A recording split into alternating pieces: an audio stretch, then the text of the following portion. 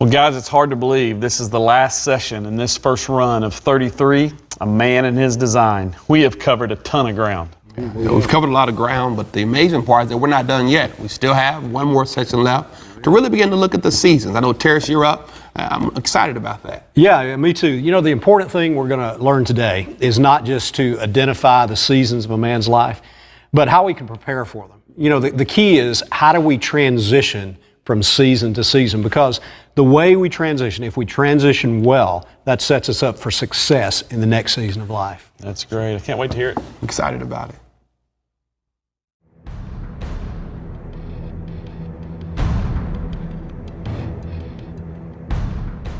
Well, guys, we've spent the last two sessions talking about the different faces of manhood. We discussed the king, the warrior, the lover, and the friend. It's the idea that your manhood can't be just one-dimensional. It needs to be able to express itself appropriately given different situations. Now, men who are on the path of authentic manhood are not only aware of the different situations in their life, they're also aware of the different seasons of life. You can't just run the same play over and over again. What worked in your 20s won't necessarily work in your 40s and 50s. If you were about to set out on a journey into unknown territory, it wouldn't be too smart to begin without a map of some kind. That would be foolish.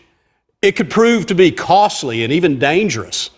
You'd want to know what opportunities and threats are ahead. You'd want to know where others failed so you could avoid the same mistakes. And you'd want to know which paths led to success so you could chart your course and follow in their steps. So, in this final session of this leg in our journey, we're going to give you just such a map that will help you navigate the different seasons of your life. Living out authentic manhood in life hinges in large part on our ability to know what season of life we're in, what needs to be prioritized in that season, and what opportunities and threats that season presents. Life is more than just living from day to day. It's made up of back to back to back seasons of life. We need to fully understand the importance of recognizing specific life stages. So we want to give you 4 key ideas that help us smoothly transition through these seasons.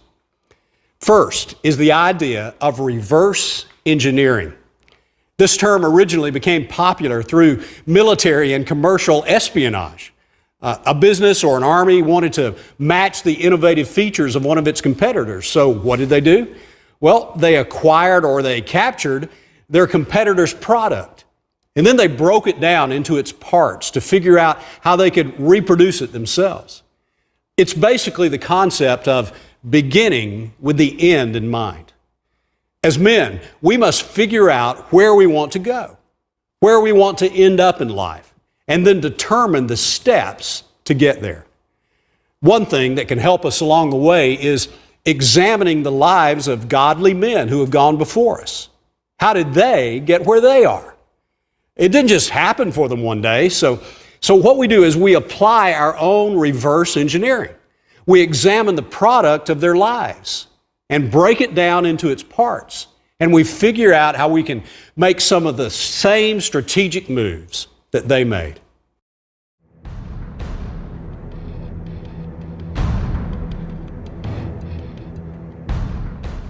Well, for 27 years, I served on staff with Campus Crusade for Christ. I traveled and spoke and represented the organization. And, about 7, 8 years or so ago, I began to sense that God wanted me to shepherd and to pastor. And this right here, obviously, this is my bride, the joy of my life. And we've been married 40 years, and she's a sweetheart. These are our kids, Brian and Heather and Brendan and Holly. One of the things we did with our boys when they were 13 years old is that we brought other men into their lives because I realized that they needed more than what I could give them. They had to write out their goals for the year, had to write out what they were believing God to do in their lives, what they wanted to see accomplished. Because it's during that season in your life where what's been invested in you will sprout. It's pretty remarkable that both of our sons are preaching now, and all of our kids love Jesus, and God does things in spite of us. I think it's terribly important during the summer years of your life that you learn brokenness and you learn lessons in confession of failure. You begin to live by the intangibles of life. If you're not careful, you'll forget the long-range view. That what we do every single day is exponential. And you don't define yourself one-dimensionally. That's a huge mistake. Huge mistake. We paint ourselves in the corner and we start defining ourselves based on our jobs or how many zeros I have in my paycheck or all these other external things. While I'm working, I glance at them and think about what's really important in life. Every other season, you gotta be living out the intangibles, because you're developing an account morally, your character, with your relationship, with your choices, that you're going to have to start withdrawing. And I think it's in the fall, but particularly the winter, but in the fall you start withdrawing from that account. One of my prized possessions here, Milton was the son of a slave, my great-grandfather, Peter. He had this in the family Bible, and he wrote this in his own hand, and his father, Peter, was illiterate as a slave. But I look at this sometimes and I read those names and I think of the prices that they've paid and the integrity of their lives. I think the winter season of a man's life is called the patriarch season, and that's the Bible celebrates that time. And patriarchs, and this ought to be a time in our lives when we prepare a generation for a time that we cannot see. One of the things that I've learned as I've gone through these seasons in my life, number one, you need to be a learner, to journal and learn. And then number two, this sounds like a negative word, but it's a powerful word. You need to be a repenter. As you go through each one of these phases in your life, you celebrate what God has done, the experiences that you have, and you learn from them so that you become better. And what ends up happening as you go from say springtime to summer to fall, and now you're facing the winter of your life, well, you've accumulated so much experience, and there's so much wealth of knowledge you can give. And that leads us to the second key idea. It's the power of mentorship. Each of us needs to have men in our lives who have already experienced the season of life that we're in right now. So if you're in your 20s, you would be wise to have a man in his 30s or 40s who can advise you as you develop vocational skills and start a family. If you're in your 40s or 50s, you would be wise to have men in their 60s and 70s helping you prepare for the transition into those years. The third key idea is that of transition. According to the experts, men undergo very predictable transitions between certain stages of life. And in these transitions, men often feel restless. They feel unsettled and insecure. They experience a very real need to reevaluate themselves or reinvent themselves if they're going to feel a sense of worth in the next season of life. Guys, since we know these transition periods are coming, we would be wise to plan for them. So in this session, we're going to point out the major transitions to you and offer advice on how you can manage them well. We also need to be aware that those around us will also undergo transitions. The needs of our spouse and our children will change with each season, and we need to be in tune with those needs. Are you still treating your teenage children like little kids? Are you helping your wife prepare for the empty nest years that are ahead? Wise is the man who is aware of the transitions his family is going through.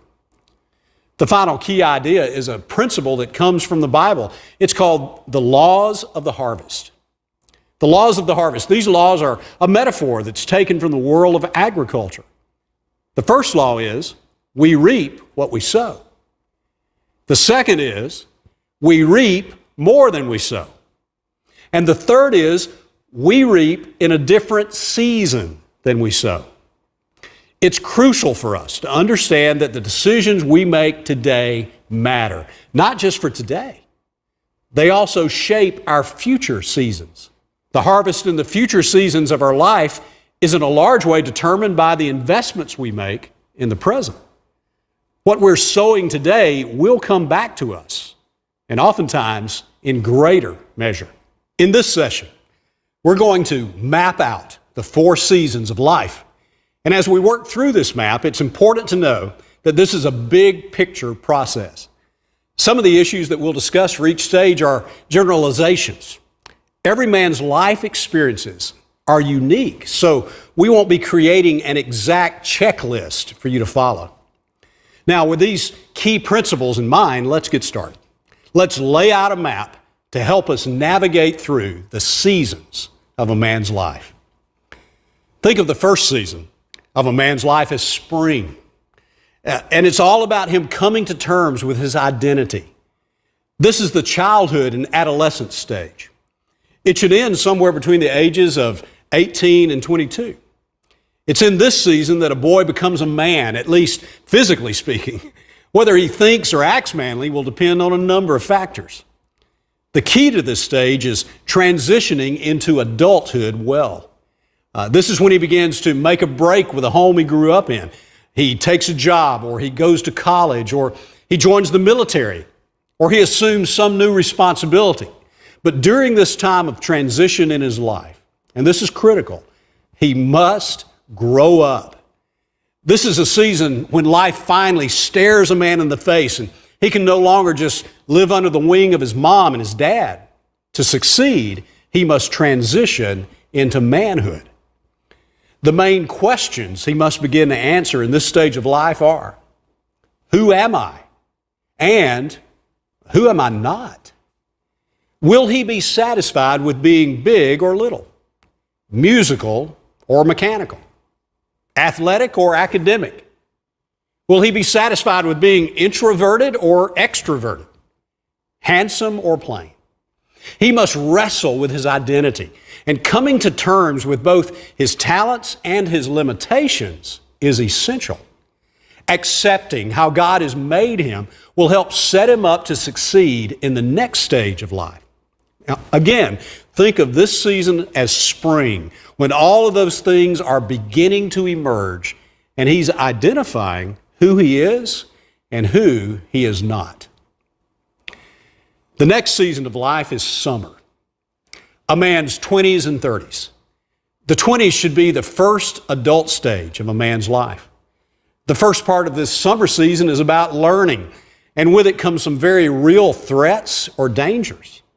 For a lot of guys in their 20s, there's the danger that they'll get lost in an extended period of adolescence and pursue boyish behaviors indefinitely. In effect, to never grow up.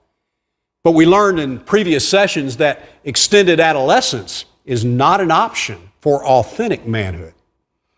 Another significant danger for a man during his 20s, and this applies to every stage really, but especially here, is how he handles his sexual energy.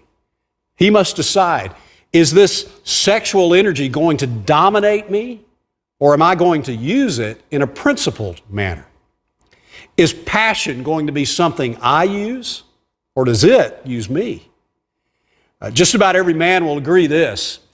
Sexual intensity is always part of a man's life. I mean, ask some of the older guys, okay? Whether you're 20 or 80, lust is a factor. The question is this: is sexual energy going to be our friend or our master? The Apostle Paul makes it pretty clear for us in 1 Thessalonians. Listen to what he says, chapter 4. He says, "For this is the will of God, your sanctification, that you abstain from sexual immorality, that each one of you know how to control his own body in holiness and honor, not in the passion of lust like the Gentiles who do not know God." Now, does that mean that you can't be sexual? Not at all. This is not a disclaimer on sexual energy. It's a disclaimer on sexual immorality.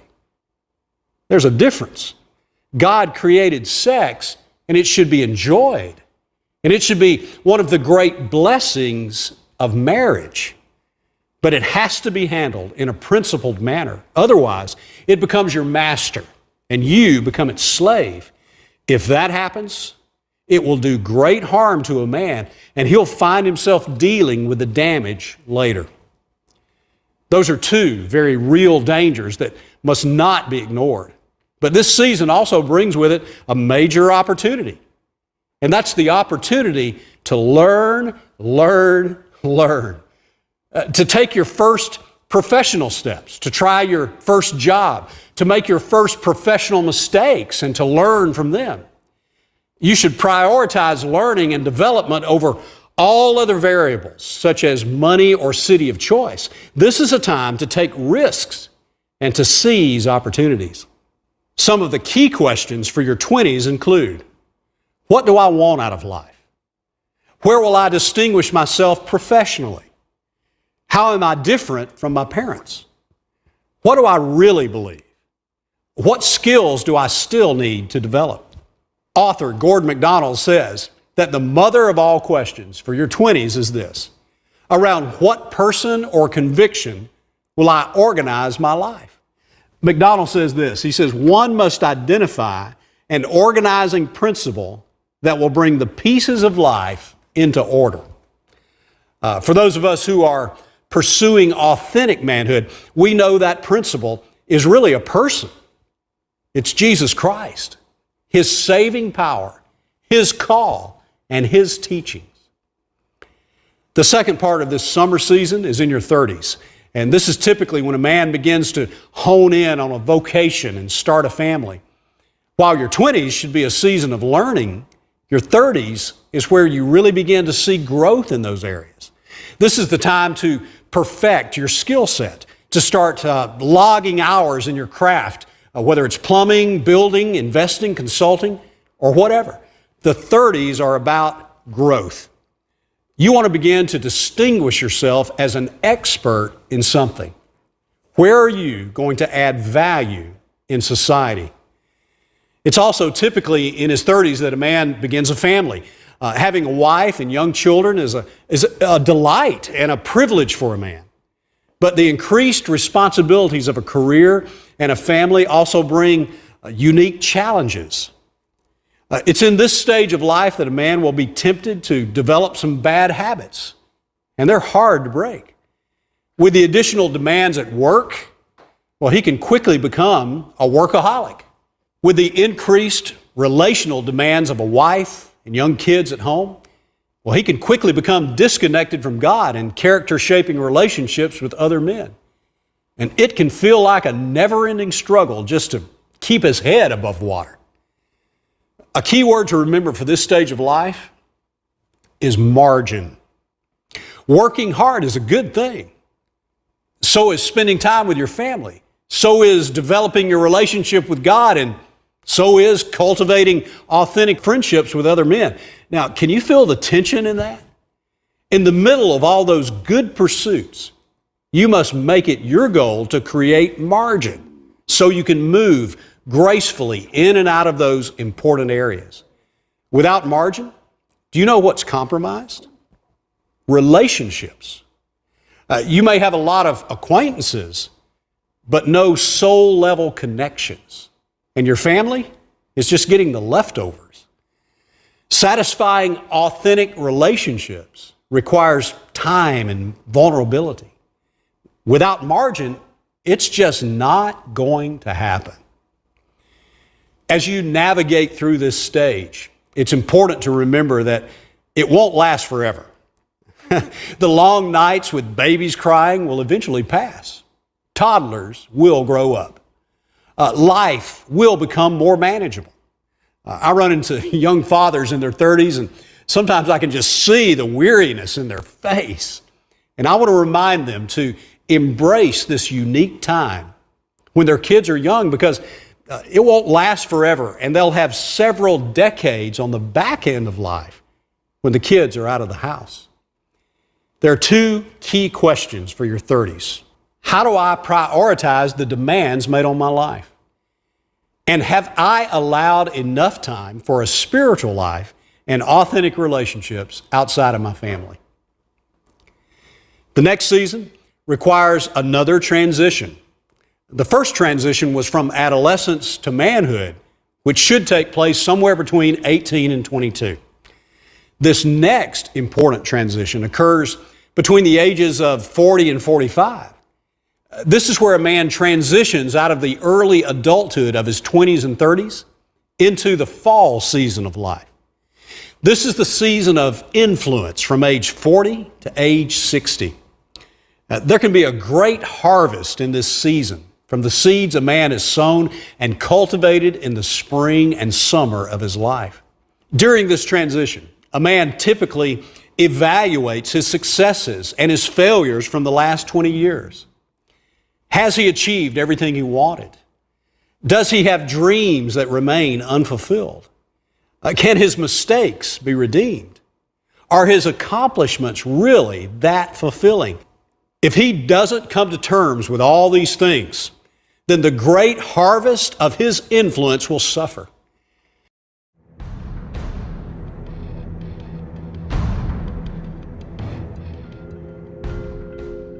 In the early years, the spring season of my life, as a child, I was real active in sports, good in school. I made straight A's and had a lot of friends around the neighborhood. I grew up in a home where I was taught if I was responsible and did the right things that my life would be good. And met my first wife in college, and we were married, and I ended up with a really good job, a career in engineering, and pursued that till my early 30s. And I had money, I had a great job, I had a wonderful wife, I even had a daughter, but I knew that I didn't know the truth. And I'd seen a few people that I kind of looked toward and thought they know something that I don't know. As I got into the summer season of my life, I knew there was something wrong. I knew something needed to change. I knew my wife wasn't happy. I didn't know how to be a father. Although I was doing great, as most people would think as a father, I knew that I couldn't tell my daughter the truth. I didn't understand life, and I began searching at that time. A lot of issues began to raise up in my life. I went through a divorce, and when I went through my divorce, I received several DWIs and was facing jail time or prison time if I didn't quit drinking. And my career continued to progress. I did outstanding at my job, was promoted several times. And about 2 years after my divorce, I can remember in a bar at 3 in the morning, calling out to God. It was the first night I'd drank in over 2 years. And I said, God, if you're really there, I give you my life. It was about 2 hours later that I ended up driving my car. And it was the first night I said I had drank. I was arrested for my 4th DUI and ended up being sentenced to prison.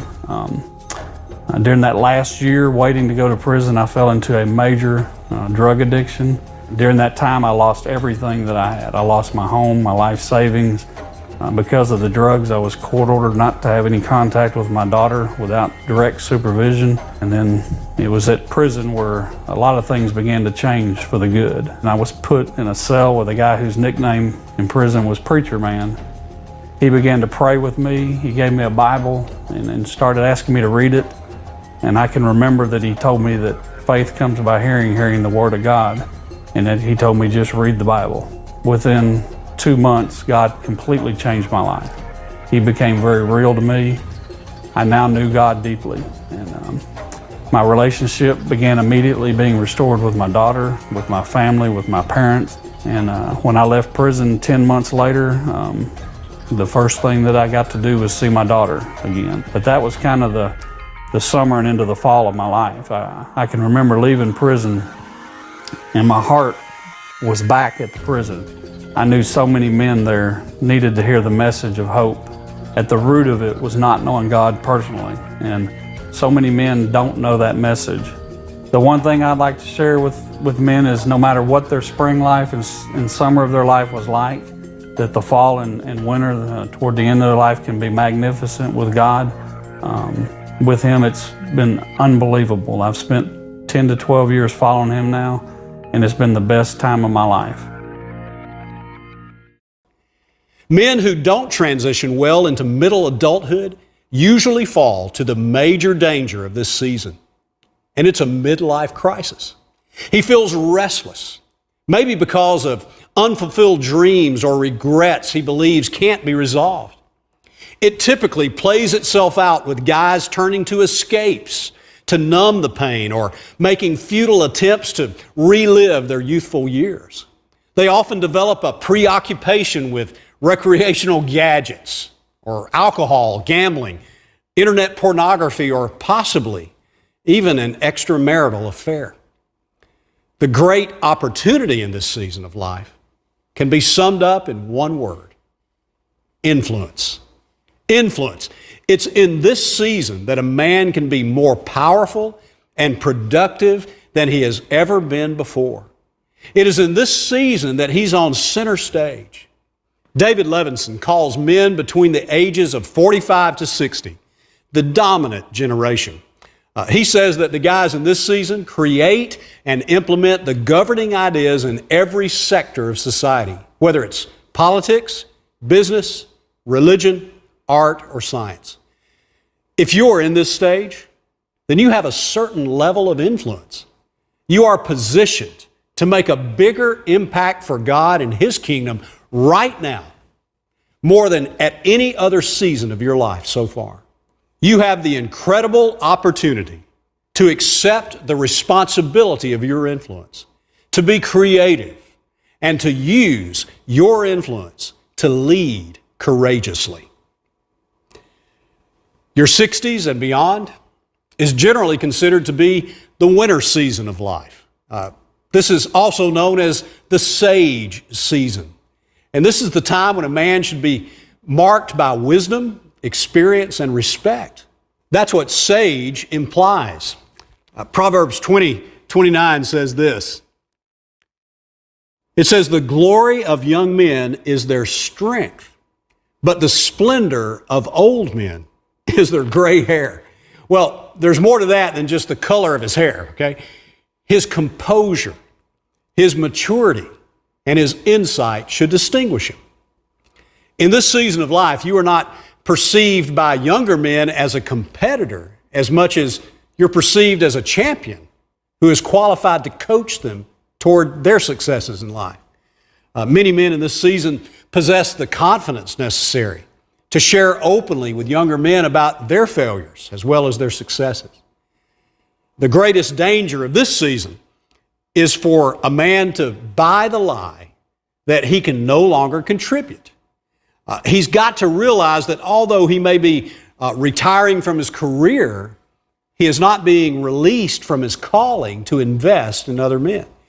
He must realize he's not being put out to pasture and that he can make his greatest contributions at this stage in life. This is the ultimate season for creating and cultivating by blessing others. In fact, the major opportunity during this season of life is to take advantage of your flexibility. Oftentimes, this is when a man has more freedom than he's ever had before and can possibly direct his creative energy where he pleases. He can pour into younger generations. He can use his wisdom to create and guide projects that can impact a community or make a difference in the world. He has the flexibility to serve and to mentor others, to multiply his influence. Well, guys, as you look at this map, where are you right now? Whether you're in your 20s, your 40s, or your 80s, there are unique threats and unique opportunities that are present in each season of life. The main point is that you should live intentionally, not just wandering through life and reacting to it, but seeing what's ahead so that you can prepare for the bumps and the transitions and not miss the opportunities. Regardless of the season of life you're in, as men, we are all called to create and cultivate, not for a particular season, but for our entire life. We're called to follow the example of Jesus. We are created to live a life of truth, passion, and purpose. As men on a journey towards authentic manhood, we now know how to do that.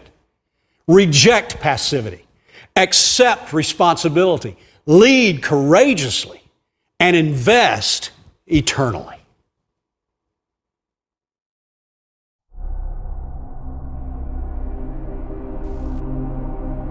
Time out from the game. In other words, stop playing. Because playing around and playing to win's not the same thing.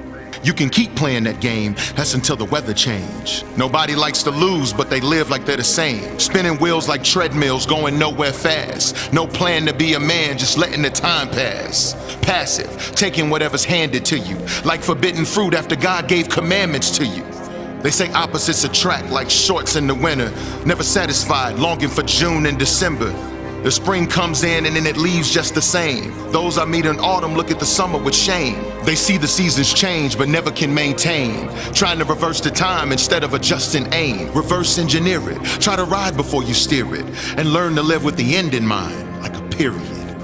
Find someone who's been there, a mentor who's did it. So you can transition well into what he's intended. Next, what we see is the law of the harvest. Reap, sow, and whatever you do now will affect you till you've departed. Now I heard the world's a stage, a beautiful landscape. A stage in stages, and man's race to man's fate is seen in seasons like sage is. And when I saw this landscape, it looked like leaves falling from trees, until my eyes were opened by him to everything I should see. Step back from day to day to see from year to year. Let far-sighted blurs begin to become clear. That's when I see seasons. Seasons. Don't waste your season. Learn to live with the end in mind. Don't waste your season. Learn to be one who'll find one who'll teach. Don't waste your season. Learn that each one lends itself to the next. Don't waste your season. Learn that each one has growth to reap. Don't waste your seasons. I refuse to let the 60-year-old me look back at the 20-year-old me like, what was he thinking? Where was the plan? And I refuse to let the kid in me look down at that future grown man. Don't waste your seasons. You have a responsibility as a king, lover, warrior, and friend to look at your time on this stage and its stages and be prepared for every one of them. So don't waste your season.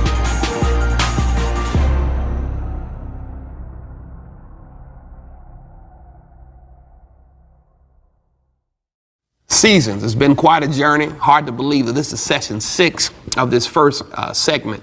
And I've enjoyed it. The seasons kind of gave you a full spectrum of a man's life. But it spoke to us in different ways. I mean, I'm in my 30s, and you're in your 40s, and you're just old. And so, I mean, you know, wait a minute, it's just amazing. Hey, where were you when you were teaching that friend and lover face? You know, did you not get that? I just mean you have a lot of wisdom. You've been around a long time. Yeah. Hey, listen, I still carry a sword, and I'll show you what the warrior looks like if you're not careful. But you know, you are right. I mean, I'm in the fall season of life, the tail end of it. And so that's all about influence. And so I'm trying, you know, to lean into that and figure out how I can leverage that influence. And I don't waste a lot of time. I mean, you know, it's like, man, it's time to be courageous and step up and step into opportunities. As you were leading us through that, the two big words that jumped out at me were transition and anticipation. Sure. And you know, how well I anticipate the next season and then how well I transition into the next season is huge in really engaging that season well. Most definitely. Yeah. At the core of this session is about living intentionally in every season of life. It kind of reminds me of the great quarterback receiver teams, you know, and those timing plays. I love watching those things because the quarterback anticipates. He knows when the receiver's going to cut, and so he throws the ball. The receiver knows when it's coming. He's expecting it. You know, I don't want to be the guy who gets hit in the back of the helmet with a ball. I want to anticipate what's coming. I've had some seasons where I felt like that guy for sure. Well, guys, we're at the end of a journey. I mean, we've been through these 6 sessions together, and I thought it'd be helpful if we maybe just kind of talked a little bit about, recap them a little bit. And I know you started us and kicked us off. Right. We started out with saying that manhood is in a state of confusion.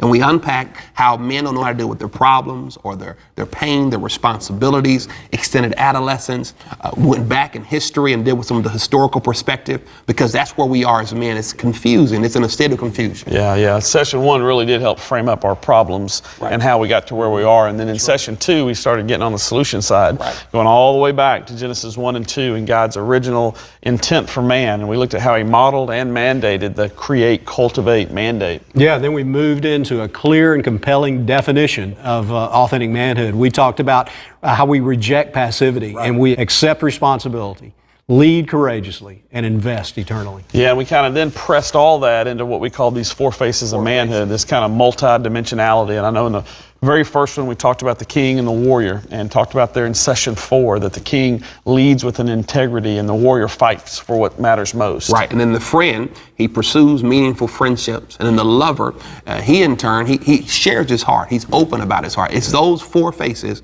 that make up the total authentic man that many of us try to alleviate from, but that's where it's found. Yeah, and then we finish by looking at the seasons of a man's life and how we need to live intentionally in every season. Yeah. Well, guys, thanks for taking this run with us. It's been an exciting run, but really it's just the very beginning. Here's where things become real for you, that you kind of step out of spring training and onto the playing field and really kind of press these truths and realities into your life. We've challenged you in each session to write down strategic moves. And now in this final session, we're going to ask you to create your action plan. And right there in your training guide, there's a place for you to kind of take your strategic moves and transfer them over into a one-page deal that is your action plan. And this is your opportunity to press these realities, press these truths into your life and change your life and become a game changer for yourself and all those you influence and all those around you. Now, we've challenged you each session to find at least one other man, if not a couple of men, to become your teammates who can help talk into these things, press into these things, help you process them so that you can apply them in a way that changes everything about who you are as a man. Now, this is just the tip of the iceberg. There are a ton of other resources, a ton of other sessions here in this 33 series and at our Authentic Manhood website where you can go and find out things about your relationship with your dad, your relationship with your mom.